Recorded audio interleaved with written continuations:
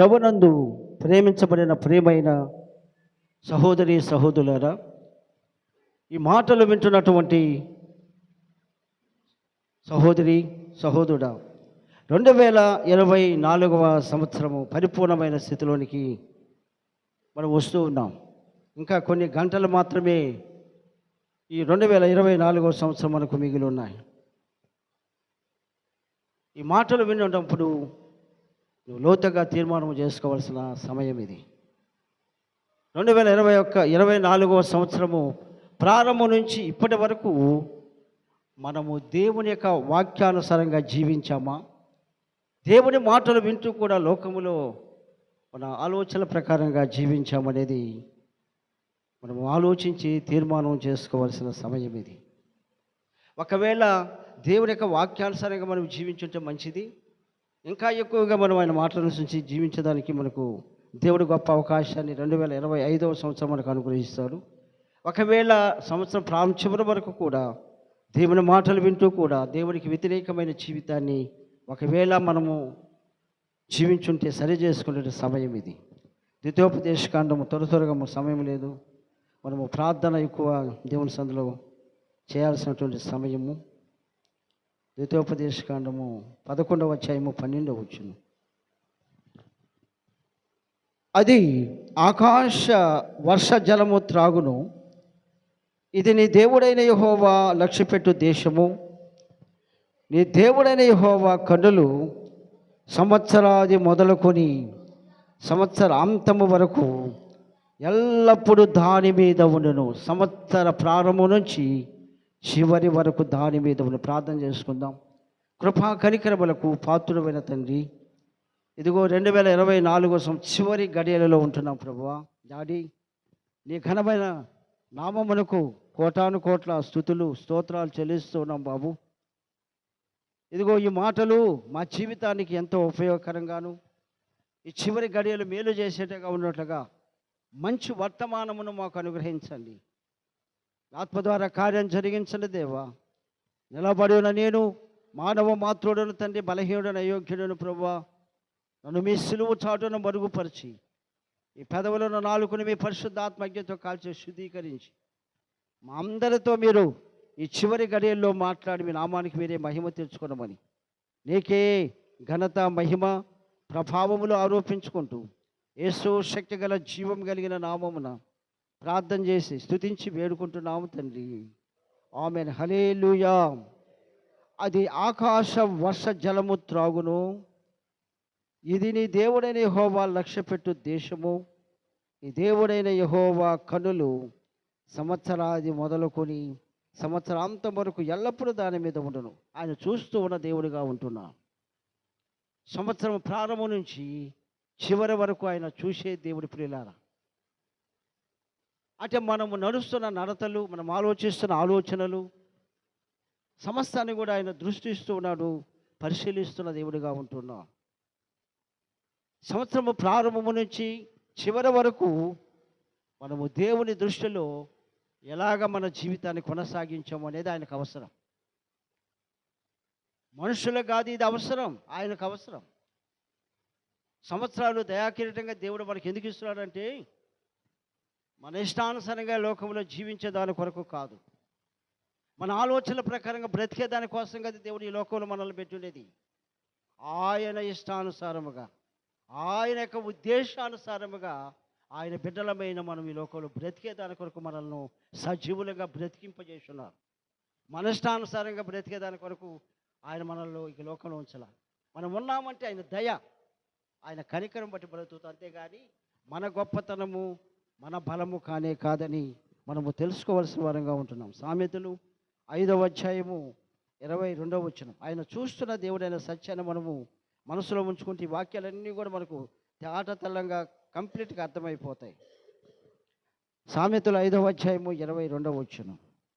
దుష్టుని యొక్క దోషములు వాడిని చిక్కుల పెట్టును, వాడు తన పాప పాశముల వలన బంధింపబడును. చూసారా, దుష్టుని యొక్క దోషములు ఏం చేస్తాయంటే నిన్ను అపవాదం ఏం చేస్తుందంటే తప్పు చేయమని ప్రేరేపిస్తుంది. వాడికి వెళ్ళిన తర్వాత వాళ్ళ దగ్గర చిక్కింపజేస్తుంది, పట్టుకునేటట్టు చేస్తుంది. ఇది చేసేది దేవుడు కాదు, ప్రియమైన స్నేహితుడా సహోదరి. మన కంటికి కనబడనటువంటి వాడు, వాడు నిన్ను ఆశలు కలిగిస్తాడు, వాడికి వెళ్ళమంటాడు, ఆ పొరపాటు చేయమంటాడు. ఆ తర్వాత వాళ్ళకి ముందుగానే చెప్పుంటాడు, పలానా వాళ్ళు వస్తారు పట్టుకోండి అని. కనుక నువ్వు చేసే పాపము దోషం ఏం చేస్తుందంటే, ఏదైనా పొరపాటు చేసేదానికి వెళ్ళినప్పుడు పట్టుకునేటట్టు చేస్తూ ఉంది. దాన్ని రాత్రి కాలాన విడిచిపెట్టమంటున్నారు, లేకపోతే నీకు నష్టం కలుగుతుంది. అదే మళ్ళీ 2025లో కానీ మోసుకొని వెళ్ళామనుకో, మరలా ఇదే పరిస్థితి, ఇదే కష్టం, ఇదే బాధ, ఇదే సమస్య. అవి ఉండకూడదని ప్రభు ఈ రాత్రి వాక్యం ద్వారా నేను హెచ్చరిక చేస్తూ ఉన్నా. ఈ సంవత్సరం కూడా ఎన్నో కష్టాలు పడ్డాం, ఎన్నో బాధలు పడ్డాం, ఎన్నో అవమానాలు, నిందలు భరించాం. అవి ఉండకూడదని ప్రభు సెలవిస్తున్నాడు ఈ రాత్రి కాలాన. నా ప్రియమైన స్నేహితుడా సహోదరి, మానవులమైన మనము చేసేటువంటి పాపాలు మనల్ని ఒకసారి పట్టుకునేటట్టుగా ఎప్పుడు పట్టుకుంటాయో తెలియదు, ఎప్పుడు మనల్ని ఇబ్బంది పడతాయో తెలియదు. అటువంటివి ఈ రాత్రి కాలమున చివరి గడియలలో ప్రభు పాద సందక అప్పగించబడేదానికి మనం వచ్చున్నాం. మనము పరిపూర్ణముగా ఒప్పుకొని విడిచిపెట్టేదానికి, లేకపోతే అవి మన చిక్కులు వాడు తన పాప పాశంలో బంధించబడను. అనేకసార్లు మనకు బంధకాలు, అనేకమైన సమస్యలు ఎందుకు వస్తాయంటే, మనం చేసిన పాపములు మనకు బంధములుగా తగులుకుంటున్నాయి, మనకు సమస్యలుగా ఉంటున్నాయి, మనకు మేలు జరగకుండా పోయేదానికి కారణం అవేనని. ఈ సంవత్సరం అంతా కొన్నిసార్లు మనం అనుకున్నవి జరగకపోతే దానికి కారణం దేవుడు కాదు, మనము తెలుసో తెలియకో చేసిన కొన్ని పొరపాట్ల వలన మనం అనుకున్న కార్యములను ఈ లోకములో సాధించలేక సతమతమైపోతున్నామని ఈ రాత్రి దేవుడు తన వాక్యము ద్వారా మనకు తెలియపరుస్తూ ఉన్నాడు. సామెతలు 4:14-15. భక్తిహీనుల త్రోవను చారకుము, దుష్టుల మార్గమున నడవకుము, దాన్ని ఎందు ప్రవేశింపక తప్పించుకొని తిరుగుము, దాని నుండి తొలిగి సాగిపోము. చిక్కుల్లో పడక నా కుమార్తె, చిక్కుల్లో పడిపోవు నా కుమారుడా, నీ నేత్రాశ ఆశలు చూసి బెంబేలెత్తి పొరపాట్లో పడిపోతావేమో, జాగ్రత్త. పడిపోయి ఉన్నావేమో. ఈ 2024 జనవరి నుంచి ఈ డిసెంబర్ చివరి ఈ మాసం, ఈ నిమిషం, ఈ గడియ వరకు దుష్టులకు అపవాదిని నేత్రాలకు ఆశ కలిగించినప్పుడు నువ్వు పడిపోయేవేమో. దేవుడు భక్తిహీన, అందుకని దేవుడు అంటే భయము, భక్తి లేనటువంటి వారి దగ్గరికి అసలు పోవద్దు, వాళ్ళతో నువ్వు స్నేహము చేయొద్దని దేవుని వాక్యము ఖరాఖండితంగా. ఎందుకంటే నీ మంచి జీవితము కూడా ఈ భక్తి లేని వారితో నువ్వు చేసిన స్నేహము వలన నీ జీవితము కూడా పాడైపోయే అవకాశం ఉందని ఈ రాత్రి తన వాక్యము ద్వారా దేవుడు ఖరాఖండితంగా తెలియపరుచు. దుష్టుల మార్గమున నడవద్దు. వాళ్ళు దేవునికి ఇష్టం లేని ప్రజలని నీకు తెలుస్తున్నప్పుడు వాళ్ళు వెళ్ళే మార్గంలో కూడా నువ్వు వెళ్ళబాకని ఈ రాత్రి దేవుడు తెలియపరుస్తున్నాడు. ప్రవేశింపక తప్పించుకొని తిరుగుము ఏమంటున్నాడు ఈ రాత్రి.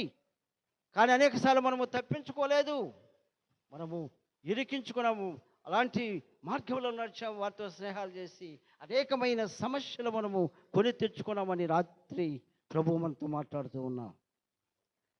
ఈ సమస్యలు అనేటివి, ఈ ఆశలు అనేటివి, ఈ యొక్క కోరికలు అనేటివి చచ్చేంత వరకు వాడు కలిగిస్తూనే ఉంటాడు. కానీ ప్రభు ఈ రాత్రి చెప్తున్నాడు, కలిగించినవి ఏదైనా పడిపోయే దానికోసం కాదు, ఇవి తెప్పించుకుని తిరుగువాడు ధన్యుడు సుమతని యామన పద్యములు కూడా రాయపడే. తప్పించుకుని తిరుగువాడు ధన్యుడు. శోధనలకు వాటిని జయించి తప్పించుకుని వాడు ధన్యుడు. పడిపోయేవాడు దేనిని సాధించలేని లోకములో.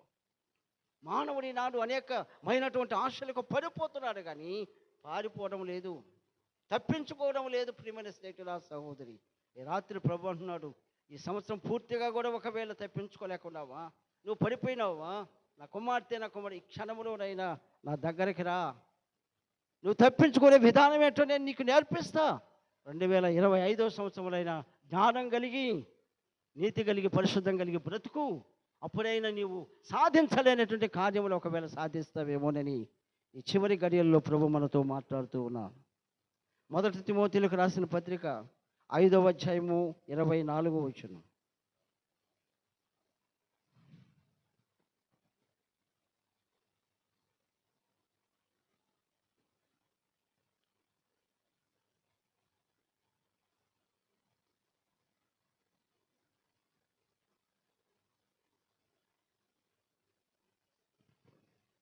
కొందరి పాపములు తేటగా బయలుపడి న్యాయపు తీర్పునకు ముందుగా నడుచుచున్నవి, మరి కొందరి పాపములు వారి వెంట వెళ్ళుచున్నవి.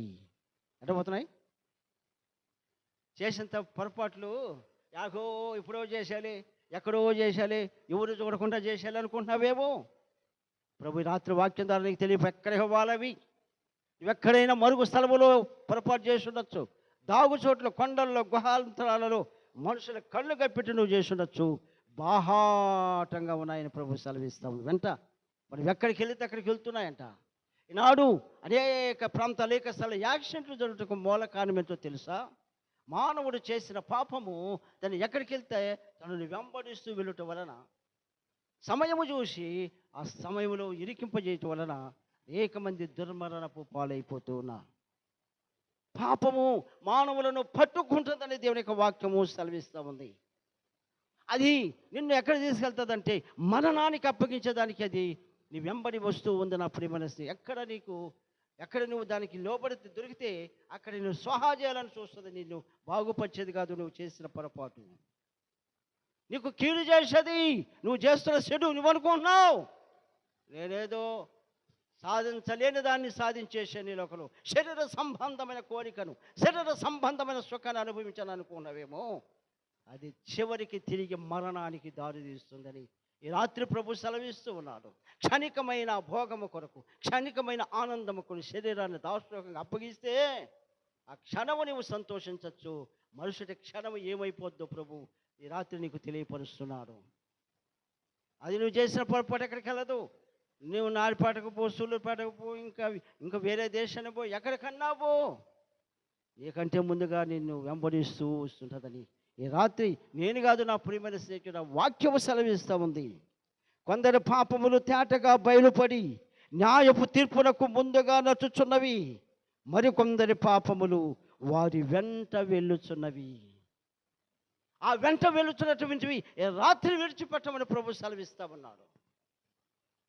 అవి వెంట వస్తే నీకు నష్టం, నీ వెంట నడిస్తే నీకు కష్టం. అవి రాకూడదని ఈ రాత్రి ప్రభు వాటి వలన ఒకవేళ తెలుసో తెలియకో పొరపాటు చేసి అవి నిన్ను వెంబడించడం ద్వారా కొన్ని అనుకున్నటువంటి కార్యాలు ఈ లోకములో నువ్వు సాధించలేకపోయావేమో. ఇర్మియా గ్రంథం 5వ అధ్యాయము 25వ వచనం.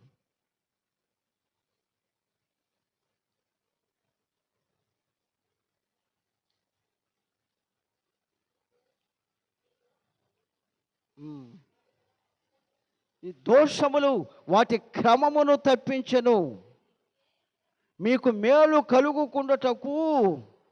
ఏ కారణం? మనకు మేలు. కొన్నిసార్లు మనము ఆ మేలు జరగాలి, ఇది కావాలి, అది జరగాలి అనుకుంటుంటాం. మనకు మేలు జరగకుండా పోయేదానికి కారణము ఏంటి? దేవుడా? ఏం ప్రేమ్ కుమార్, దేవుడా? ఎవరు ఇక్కడ ఏం చెప్తున్నారు ఇక్కడ వాక్యము? మనకు మేలు కలుగకుండాటకు మనము గతంలో తెలుసో తెలియకో చేసేమే పాపములు, అవే మనకు మేలు చేయకుండా అడ్డంగా ఉంటున్నాయి.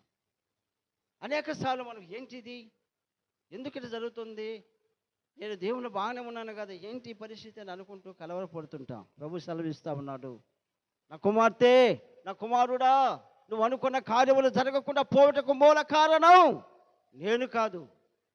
గతంలో తెలుసో తెలియకో చేసిన పాపములే నీకు మేలు కలుగకుండా, నీకు ఆశీర్వాదాలు రాకుండా, దీవెనలు రాకుండా ఆ అడ్డుగా గోడగా ఉంటున్నాయి. దానిని తొలగించుకోమని ప్రభు ఈ రాత్రి సెలవిస్తూ ఉన్నారు. 2వ కొరింథీయులకు రాసిన పత్రిక 7వ అధ్యాయము 1వ వచనం.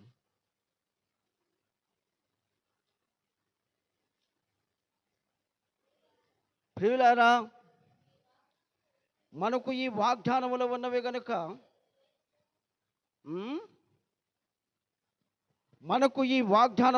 గనుక దేవుని భయముతో పరిశుద్ధతను సంపూర్తి చేసుకొనుచు శరీరమునకును ఆత్మకును కలిగిన సమస్త కల్మషము నుండి మనలను పవిత్రులుగా చేసుకుందాం. ఏం చేసుకోమన్నాడు? ఈ 2024 సంవత్సరం పరిశుద్ధులుగా మార్చుకోండి. ఇప్పుడైనా ఈ చివరి గడియలో పశ్చాత్తాపడి కన్నీళ్ళు కార్చండి.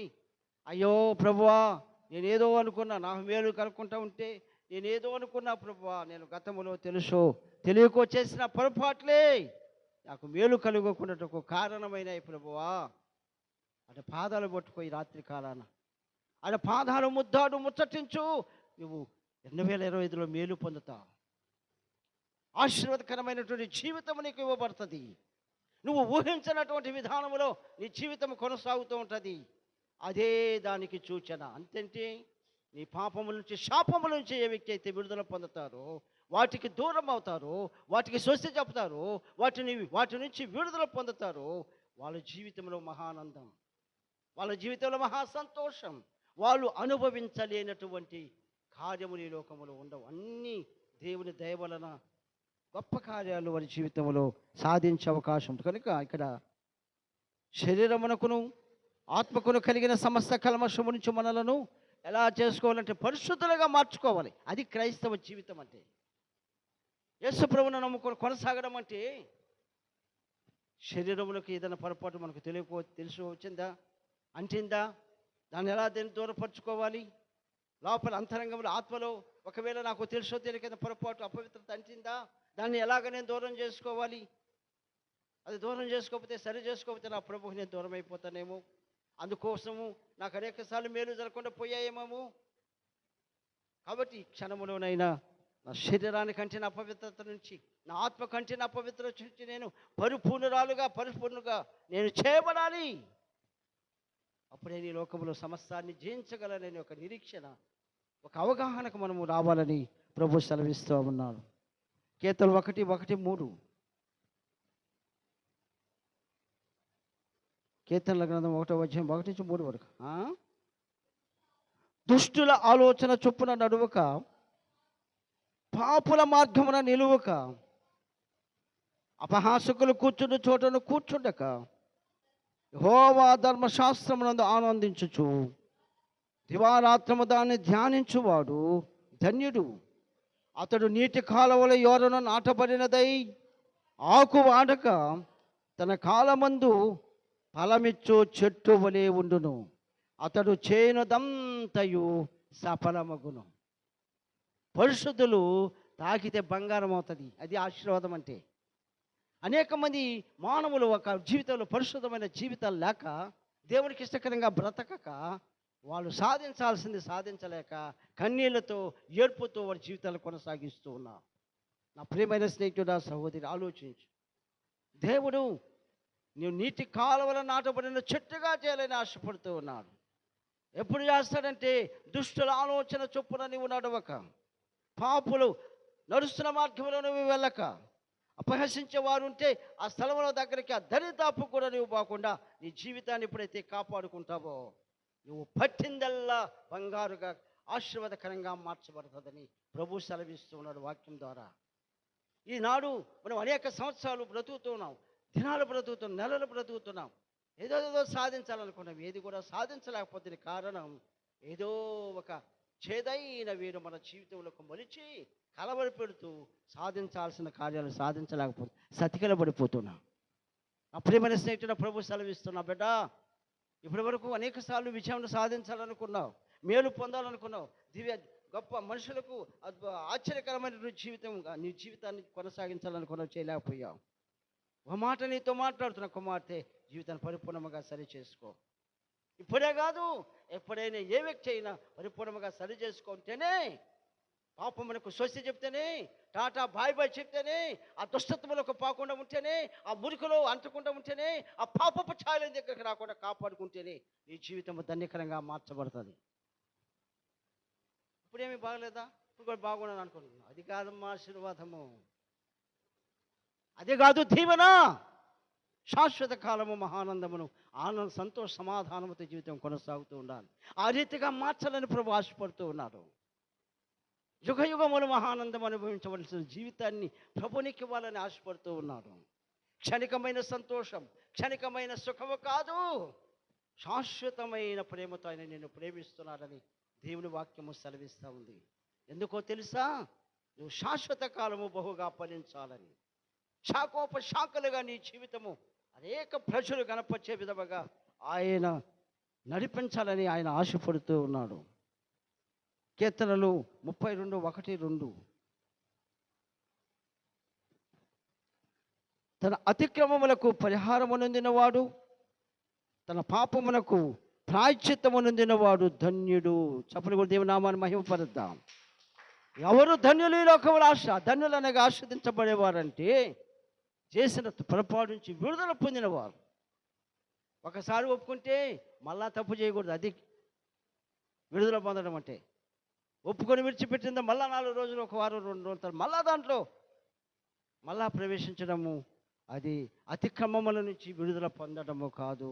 ఏదైతే ఒప్పుకున్నావో, ఏదైతే ఇక చేయనన్నావో, అది బ్రతికినంత కాలం ఇక ప్రత్యేకంగా నీ జీవితంలో అది క్షమాపణ దేవుడు అనుగ్రహించే. దేవుడి ద్వారా ఇప్పుడు క్షమాపణ పొందాలని మరలా తప్పు చేయడము అది కాదు. అతిక్రమం నుంచి విడుదల పొందడం అంటే తన అతిక్రమములకు పరిహారం నొందినవాడు, తన పాపములకు ప్రాయశ్చిత్తము నొందినవాడు ధన్యుడు. యెహోవా చేత నిర్దోషి అని ఎంచబడినవాడు, ఆత్మలో కపటము లేనివాడు ధన్యుడు. ప్రియమైన వాళ్ళ చప్పలు దేవుని నామాన్ని మహిమపరుద్దాం.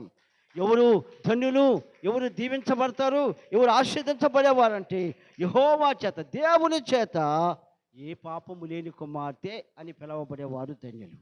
దేవుని చేత నువ్వు పిలవబడాలి. నా కుమారుడా, నా కుమారులో ఏ దోషము లేదు ఆయన చెప్పాలి, మనుషులు కాదు. నువ్వు పైకి మనుషులకు భాగం ఉన్నట్టు కనబడడం కాదు, లోపల నువ్వు ఎలా ఉన్నావో అది ఆయనకు అవసరం. దేవునికి కావాల్సింది పై రూపం కాదు, అంతరంగంలో నువ్వేం ఆలోచిస్తున్నావో, ఏ వైఖరి కలిగి ఉన్నావో, ఎలాంటి స్వభావంతో ముందుకు వెళుతున్నావు, అది అవసరం ఆయనకి. పైన నువ్వు నల్లగా ఉండు, తెల్లగా ఉండు, ఎర్రగా ఉండు, ఏ విధంగా ఆయనకు అవసరమే లేదు. అందుకని యెషయా కుమారులు 8 మంది ఉంటే 7 మందిని బలాఢ్యులు, అందమైన సుందరమైనటువంటి వాడిని తీసుకొచ్చాడు. అభిషేకించండి, రాజుగా పట్టాభిషేకం. వీళ్ళు నాకు ఇష్టం లేదని పక్కన పెట్టేశాడు దేవుడు. ఇక ఇంకెవరైనా ఉన్నారంటే ఉన్నాడు, ఒకటి కడుగోటి వాడు అన్నారు, వాళ్ళు తీసుకురండి అన్నారు. ఆయన దావీదు గొర్రెల మందలు మేపుకునేవాడు, అడవి చెట్లలో, పులుల మధ్యలో, సింహాల మధ్యలో, విష పురుగుల మధ్యలో సంచారం చేసిన వ్యక్తి అతను. దేవుని చేత కృప పొందిన వాడయ్యాడు. అతను పట్టునండి కడుగాటి వాడు, అతనే నాకు అవసరం అన్నాడు. అతన్ని సమూయేలు ప్రవక్త అభిషేకించాడు. నా ప్రియమైన స్నేహితుడా, అప్పుడు అన్నాడు, నాకు పై రూపము అవసరము లేదు. నువ్వు బలాఢ్యుడువా, శక్తి కలిగిన వాడవా, సామర్థ్యం కలిగిన వాడు నాకు అవసరమేలే. నువ్వు అందగత్తెవా, సుందరుడువా, నాకు అవసరం లేదు. లోపల ఏ ఆలోచన కలిగి ఉన్నావో అది నాకు అవసరం. దానిని బట్టే నేను నిన్ను దీవిస్తాను, నిన్ను ఆశీర్వదిస్తానని ప్రభు ఈ రాత్రికాలం నా సెలవిస్తూ ఉన్నాడు. ఆయనకు ఏ ఒక్క వ్యక్తి కూడా నశించిపోవటం ఇష్టం లేదు. పొరపాటున కూడా నరకానికి వెళ్ళటం ఆయనకి ఇష్టం లేదు. యెహెజ్కేలు 18:23 వచనములో దేవుని వాక్యం ఈ రీతిగా సెలవిస్తూ ఉంది. యెహెజ్కేలు 18:23, దుష్టులు మరణము నొందుట చేత నాకేమాత్రమైన సంతోషము కలుగునా, వారు తమ ప్రవర్తనను దిద్దుకుని బ్రతుకుటయే నాకు సంతోషం. చప్పలు కూడా దేవుని నామానికి. ఆయన కుమారులైనా, ఆయన కుమార్తెలైనా మనసు మార్చుకొని పరిశుద్ధులుగా ముందుకు కొనసాగడం ప్రభుకి ఇష్టం. కానీ పేరు మార్చుకొని దేవుని వాక్యానుసారంగా జీవించుకొని ఇష్టానుసారంగా జీవించేటువంటి ఆ మనస్తత్వం కలిగిన వ్యక్తులంటే ఆయనకి ఇష్టం ఉండదని ఈ రాత్రి కాలాన్ని సెలవిస్తున్నాను. నా కుమార్తె, నా కుమారుడా, వారు తమ ప్రవర్తనను దిద్దుకుని బ్రతుకుటే నాకు సంతోషం. ఎవరిని సంతోషపెట్టే దాని కొరకు దేవుడి లోకంలో నిలిచిన ఒకసారి అర్థం చేసుకో. నువ్వు చేసే పనుల వలన, నీ కార్యముల, నీ అలవాట్ల వలన, నీ ఆచారాల వలన, నీ పద్ధతుల వలన ఆకాశమందు ఆశీడైన దేవుడు సంతోషంగా ఉన్నాడా? కన్నీళ్లతో ఏడ్చి ఎందుకు ఈ కుమార్తెని ఈ లోకంలో పుట్టించాడని ఏడుస్తున్నాడా? ఒకసారి ఆలోచించుకో.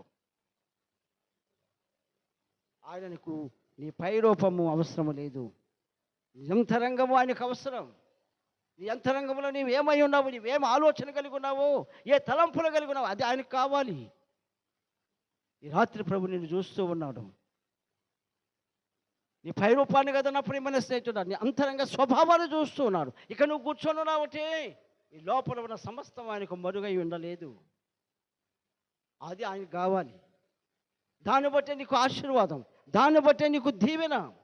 అదే 18:31-32లో యెహెజ్కేలు, మీరు జరిగించిన అక్రమ క్రియలు అన్నిటినీ విడిచి నూతన హృదయమును, నూతన బుద్ధియు, తెచ్చుకొనుడి. ఇశ్రాయేలులారా, మీరెందుకు మరణము నొందుదురు? ఇదే ప్రభువు యెహోవా వాక్కు. మరణము నొందువాడు మరణము నొందుటను బట్టి నేను సంతోషించువాడును కాను. కావున మీరు మనసు త్రిప్పుకొనుడి, అప్పుడు మీరు బ్రతుకుదురు. ఇదే ప్రభువు యెహోవా వాక్కు. చప్పలు గట్టిగా కూడా దేవుని నామాన్ని మహిమపడతాం. దేవుడు అంటున్నాడు, బ్రతకడం కాదు నా కుమార్తె ఈ లోకములో, నా కుమారుల బ్రతకడం కాదు, అందరూ బ్రతుకుతారు. మనసు మార్చుకొని బ్రతకండి, మంచి మనసు కలిగి జీవించండి, మంచి అలవాటుతో ముందుకెళ్ళండి. అప్పుడు నేను మిమ్మల్ని బహుగా ఆశీర్వదిస్తానని వాగ్దానం చేస్తూ మనసు మార్చుకోండి. అదే యెహెజ్కేలు 18:20 వచనంలో, పాపము చేయవాడే మరణము నొందును. తండ్రి యొక్క దోష శిక్షను కుమారుడు మోయటం లేదని, కుమారుని దోష శిక్షను తండ్రి మోయడు. నీతి పరుని నీతి ఆ నీతి పరునికే చెందును, దుష్టిని దుష్టత్వము ఆ దుష్టునికే చెందును. అని కొంచెం ఏమంటే, నేను పాపం మా నాయన పాపం చేస్తే నా కోసం, నేను చేస్తే దానికోసం లేదు. వాక్యం చెప్తే ఎవరు తప్పు చేస్తే ఈ మరణ శిక్ష వారికే వస్తుందంట. దాని నుంచి విడుదల చేసేందుకు ఆయన ఈ లోకానికి వచ్చాడు. విడుదల ఇచ్చాడు, మళ్ళీ తిరిగి మానవుడు ఆ విడుదలను మళ్ళీ పోగొట్టుకుంటున్నారు. అందుకే దేవుడు బాధపడుతూ ఉన్నారు. ఒకసారి పాపం శాపం నుంచి విడుదల, ఆయన శిక్షను అంతా అనుభవించి మనకు శిక్ష లేకుండా చేశాడు. తిరిగి మరలా ఆ విధానంలోకి వెళ్ళబాకండి, మరలా శిక్షలో తెప్పించుకోకండి అని ప్రభు సెలవిస్తూ ఉన్నారు. దావీదు కీర్తన 4:16-4. దావీదు కీర్తనలు 16:4 యెహోవాను విడిచి వేరొకని అనుసరించే వారికి శ్రమలు విస్తరించును.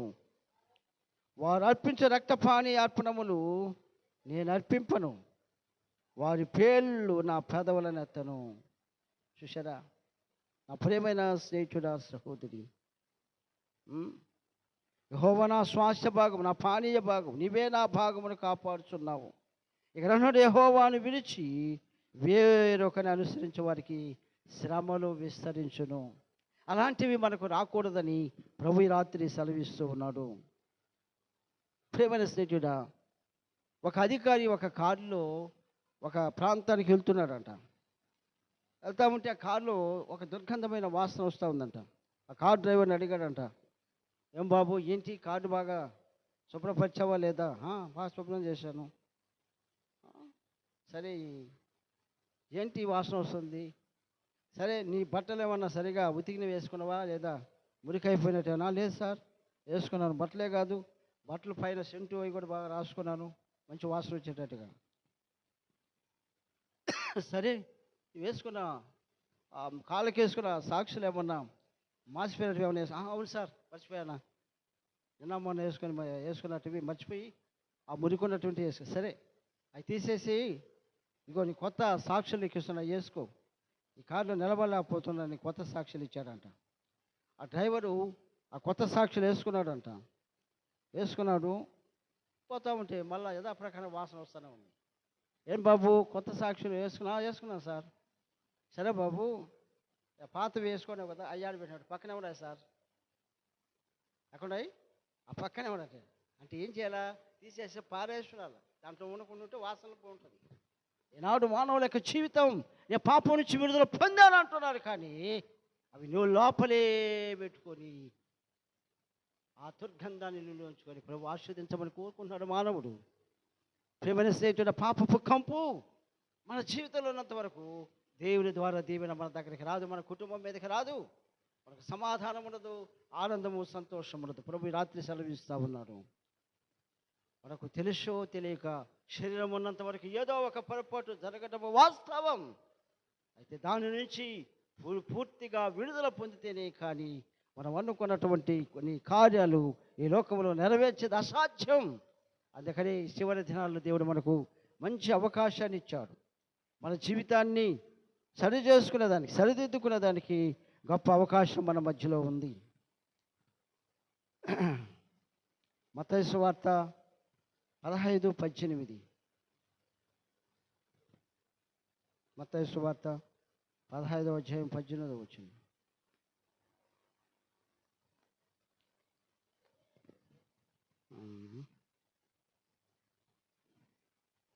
నోట నుండి బయటకు వచ్చినవి హృదయములో నుండి వచ్చును, ఇవే మనుష్యుని అపవిత్రపరుచునని మీరు గ్రహింపరా? దురాలోచనలు, నరహత్యలు, వ్యభిచారములు, వేశ్యాగమనములు, దొంగతనములు, అబద్ధ సాక్ష్యములు, దేవదూషణలు హృదయముల నుండి వచ్చును. ఆ చెడు ఆలోచనలు, చెడు తలపులు ఎక్కడి నుంచి? బయట నుంచి రావు, అంతరంగంలో నుంచే వస్తాయంట. కాబట్టి అన్నిటికంటే ముందు మన శరీరాన్ని అది కాపాడుకోవాల్సింది అంతరంగ స్వభావాన్ని చక్కగా ఉంచుకోవాలి. అప్పుడే దేవుడు మన పట్ల అనేకమైన గొప్ప కార్యాలు చేసేదానికి ఆయన ముందుకు వస్తాడని దేవుని యొక్క వాక్యము సెలవిస్తుంది. అన్నిటికంటే మోసకరమైనది మానవుని యొక్క హృదయం. ఎందుకంటే అక్కడి నుంచి అనేకమైన చెడు ఆలోచనలు మానవ హృదయం తరంగంలోనికి వస్తూ ఉన్నాయి. హెబ్రీయులకు రాసిన పత్రిక 12వ అధ్యాయము 14 నుంచి 15 వరకు. హెబ్రీయులకు రాసిన పత్రిక 12, 14, 15. అందరితో ఈ చివరి దినములనైనా, ఈ చివరి గడియలో, ఈ పాత సంవత్సరం గతించపోకముందైనా, ఒక అరగంట ముందైనా లేకపోతే 5 నిమిషాల ముందైనా సమాధానపడు. ఏ గొడవలు వేసుకొని దూరం అయిపోయావేమో, అర్థం చేసుకోలేని పరిస్థితులు వచ్చి దూరం అయిపోయావేమో, నీవు కలుసుకోలేక, సమాధాన పడలేక అయిపోతా ఉంది. పాత సంవత్సరం చివరి గడియలైనా సమాధాన పడేదానికి నీకు అవకాశం ఉంది. 12 తర్వాత సమాధాన పడే అవకాశం లేదు. సమాధాన పడకుండా నువ్వు 2025 సంవత్సరంలో ఏమి సాధించలేవు. అది రాత్రి ప్రభు సెలవిస్తూ ఉన్నాడు. చివరి గడియలో ప్రభునితో చెప్పేది అదే. అందుకని ఏమన్నాడు ఆయన? ఏమన్నాడు? అందరితో సమాధానమును పరిశుద్ధతయు కలిగినట్టుకు ప్రయత్నం చేయండి. పరిశుద్ధత లేకుండా ఎవరును ప్రభువును చూడండి. సమాధానం లేకుండా మనం ప్రభుతో కలిసి జీవించడం చాలా కష్టం.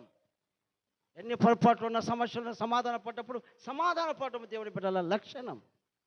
అప్పుడే సంఘము క్షేమాభివృద్ధులు లేదానికి అనేక శాఖలుగా సంఘము ఉన్నతమైన స్థితిలోకి హెచ్చింపబడుటకు గొప్ప కారణమవుతుంది.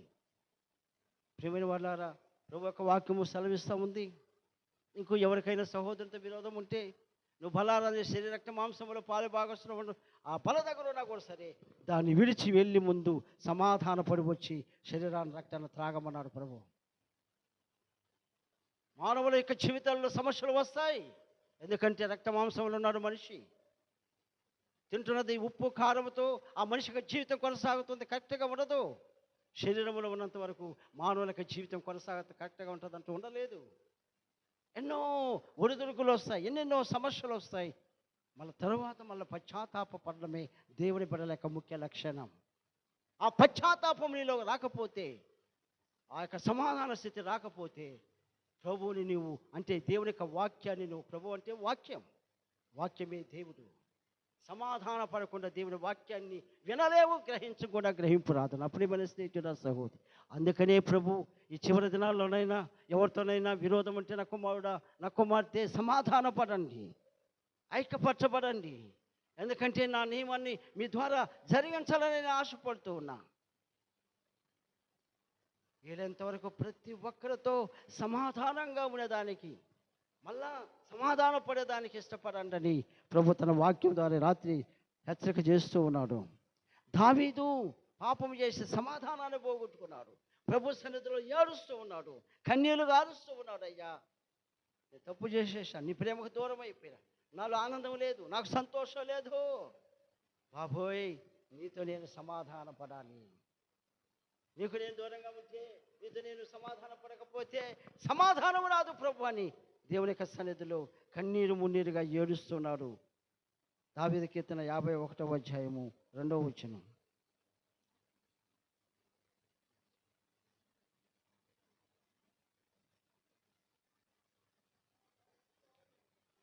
నా దోషము పోవునట్లు నన్ను బాగుగా కడుగుము, నా పాపము పోవునట్లు నన్ను పవిత్రపరచుము. నా అతిక్రమములు నాకు తెలిసే ఉన్నవి, నా పాపము ఎల్లప్పుడూ నా ఎదుట ఉన్నది.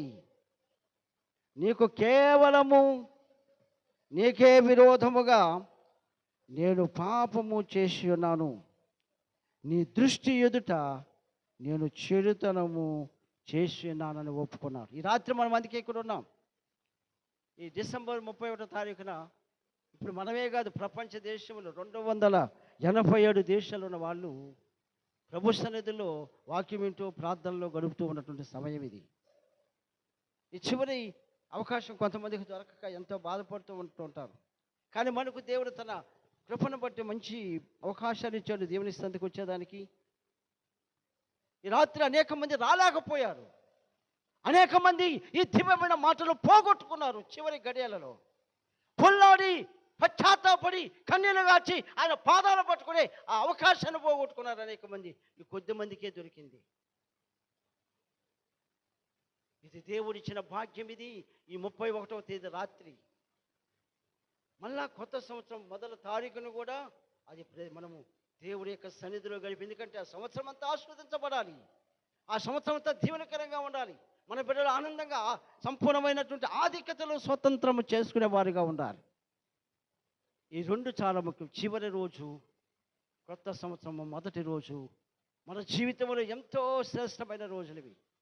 ఈ 2 రోజులు ప్రభు సన్నిధికి రాకుండా ఉండకూడదు. ఇవి చాలా శ్రేష్టమైనవి. నా ప్రియమైన స్నేహితుడా, సహోదరి, ఆలోచించుకో. ఈ రాత్రి ప్రభు పాదాలు పట్టుకో. 1 యోహాను 1:9, 1 యోహాను 1:9 వచ్చింది.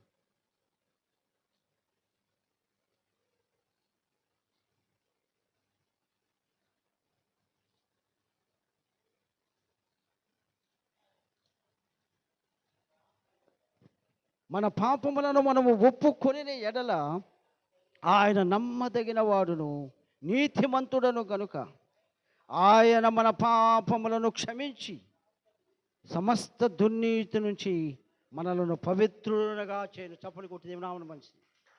ఆయన పొరపాటు చేసిన నా దగ్గరకు వచ్చావు పో, అది నెట్టేసేవాడు కాదు, మనం నెట్టేస్తాం. నేను క్షమించను, నా వలన కాదు మనం అంటాం. కానీ ఆయన ఏమన్నాడు? ఆయన నెట్టివేసే దేవుడు కాదు.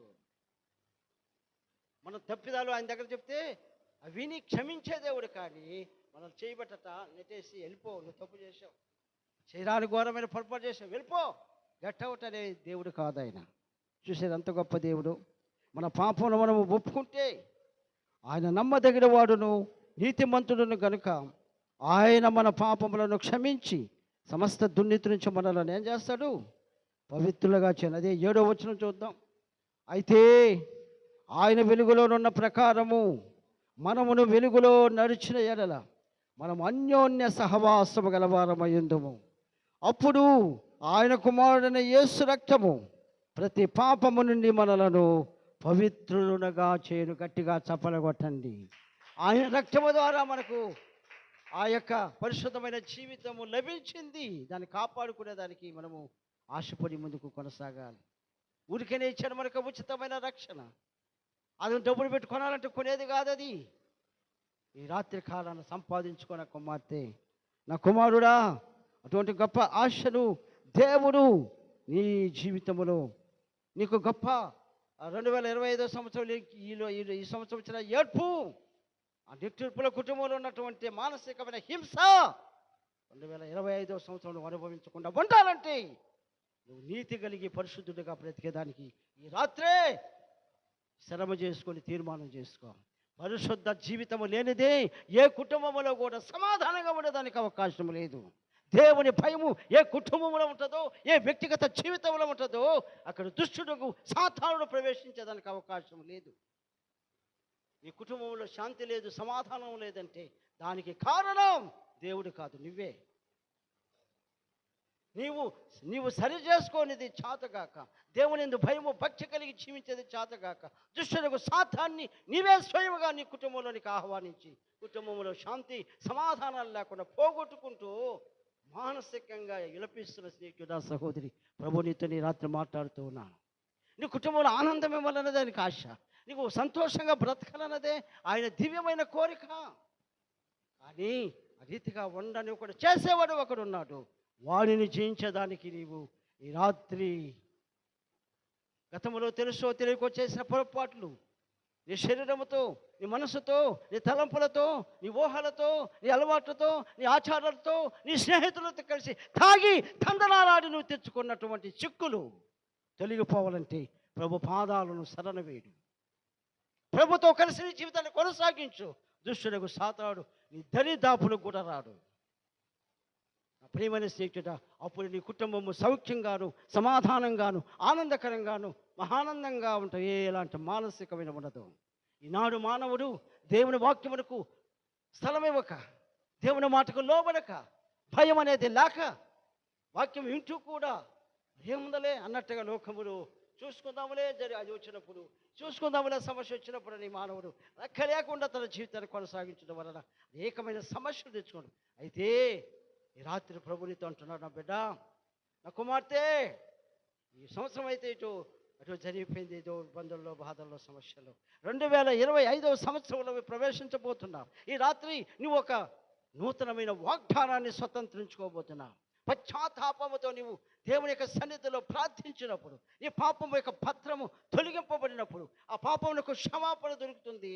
నీకు మనశ్శాంతి కూడా నీ జీవితంలోకి ఆటోమేటిక్గా నీ కుటుంబంలోకి ప్రవేశిస్తుంది. అది రాత్రి కాలము మనము చేయవలసినటువంటి బాధ్యతగా ఉంది. ప్రేమైన స్నేహితుడా, ఆలోచించుకో. 1 పేతురు 1:22.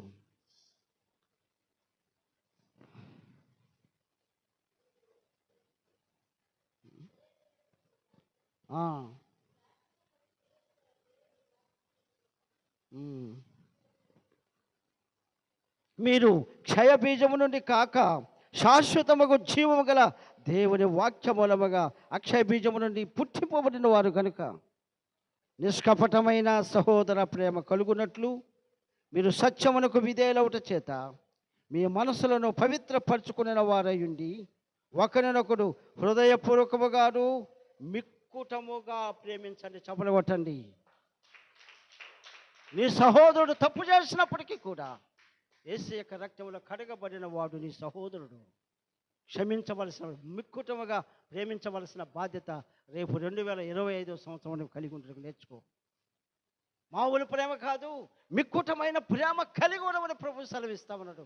వారంతా నీకు కీడు చేసిన, వారంతా నిన్ను ఇబ్బంది పెట్టిన, వారంతగా మానసికంగా హింసించినా వాళ్ళెవరో కాదు, వాళ్ళు సహోదరులు.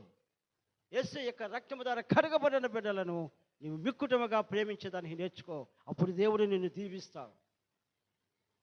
అది దేవుడు మనకు 2025వ సంవత్సరంలో నేర్పించబోతు గొప్ప ఒక పాఠం. నా ప్రియమైన వాళ్ళారా, ఒకరికొకడు హృదయపూర్వకముగాను మిక్కుటముగాను ఏలైనగా సర్వశరీరులు గడ్డిని పోలిన వారు, వారి అందమంతయు గడ్డి పువ్వులే ఉన్నది. గడ్డి ఎండును, దాని పువ్వును రాలును, అయితే ప్రభువు నా వాక్యము ఎల్లప్పుడూ నిలుచును. చప్పులు కూడా దేవుని నామాన్ని కనపరచండి. మనుషులు గతించిపోతున్నారు. మన తాతలు ముత్తాతలు ఈ లోకంలో ఎంతో కాలం జీవించి వాళ్ళు గతించిపోయారు. ఎందుకంటే మనిషి యొక్క జీవితము అడవి చెట్టు లాంటిది, గడ్డి పరక లాంటి జీవితాలు మనవి. ఇప్పుడు ఉంటాము, రేపేమవుతామో తెలియదు. కానీ ఈ లోకంలో బ్రతికినంత కాలం మనకు ఎన్ని హాని, ఎంత తలపెట్టినా, ఎంతమంది మనల్ని దూషించినా, మనల్ని చేసిన ఆ సమయంలో అటు నుంచి మళ్ళా తర్వాత అయినా మిక్కుటమైన సహోదర ప్రేమను కలిగి ఉండండి. ఆ ప్రేమే నీ కుటుంబానికి ఆనందమును, సంతోషాన్ని, సౌఖ్యాన్ని కలిగిస్తుంది. ప్రేమ దేవుడైనాడు, దేవుడే ప్రేమ. ప్రేమ వాక్యమే ప్రేమ ఉంది. ఆ ప్రేమ లేని వాడు నా వాడు కాడు అని దేవుని యొక్క వాక్యము సెలవిస్తూ ఉంది. ప్రియమైన వాళ్ళారా, ఆయన సిలువను మోశాడు, హింసింపబడి అవమానపరచబడి కేకరించి మహారు ఊహించుకున్నాడు. ఏ ఒక్క నలుసుకు కూడా ఆయన బెదరలా. నేను మోయను బాబు, ఇది భారంగా ఉంది సిలువ, ఇంత భారమైన సిలువ నా వల్ల కాదని తీసి పక్కన పడేలా ఆయన నిలువెల్లని కొరకు ఆయన భారభరితమైన సిలువను మోశాడు. ఇదే ప్రేమ అంటే. ఇదే ప్రేమ అంటే. క్రైస్తవ ప్రేమ అంటే ఏంటంటే ఏదో ఇలా అన్నారని బాధపడి మనం ఇబ్బంది పడే మానసికంగా హింసింపబడటం కాదు నా బిడ్డ. అది దేవుని యొక్క ప్రేమ అనిపించుకోదు. దేవుని ప్రేమ ఏంటంటే వస్తాయి, శరీరమునము తట్టుకొని తాలుకొని మనం నిలబడితే ఇతరులను మనం రక్షించగలము. ఇతరులకు మనము మంచి సందేశాన్ని ఇవ్వగలము.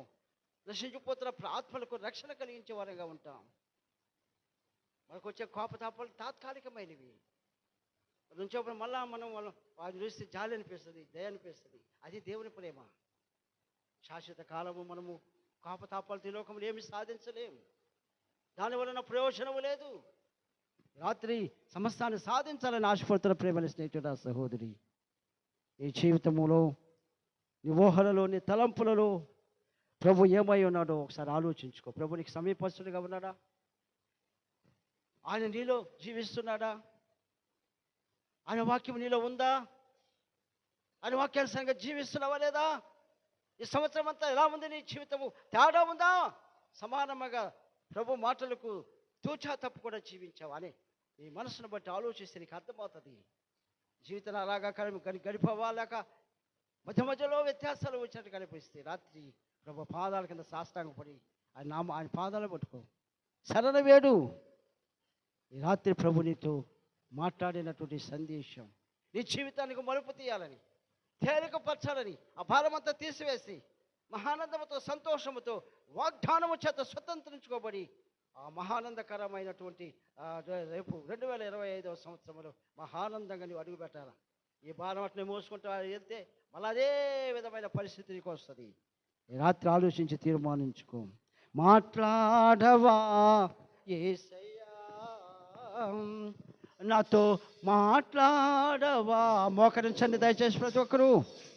మాట్లాడవా యేసయ్యా, నాతో